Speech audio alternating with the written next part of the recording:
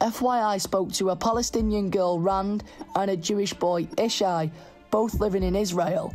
They've asked not to be identified for their own safety. Because of the war, we don't feel safe enough to go outside as much as we used to. We're not going to school and we're learning online. We've heard sirens many times and seen rockets so close to us in the sky, and we often hear sounds of explosions. Sometimes we feel the ground and the windows shake, which makes everything feel even more frightening. When I go out with my friends to Jerusalem, you always have to be on the watch out because there are some dangerous places right now. A few weeks ago, there was a terrorist attack at the entrance to Jerusalem. Personally, it makes me feel scared to my bones. In Israel, it's common for Jewish and Arab students to go to different schools.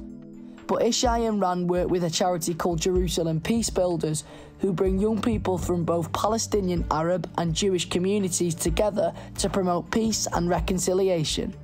If it wasn't for this program, I wouldn't have made a Jewish friend and got the chance to hear the story and the conflict from their perspective. And I found out that we could actually be friends with each other.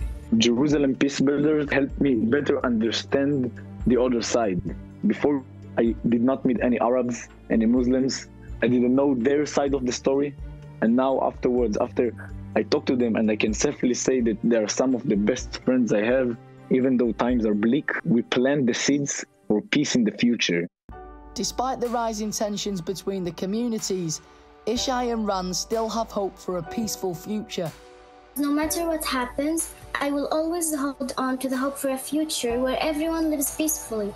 The way forward is for both communities to acknowledge each other's history and struggles. It is essential to be willing to compromise, to respect one another, and to actively pursue peace and fairness for all. The only way forward for this conflict, in my opinion, is to come and have dialogue. Jews and Arabs, Muslims and Israelis, they have to have dialogue about how do we go forward, how do we compromise for each other. People must find another way, and this other way is simply peace and love.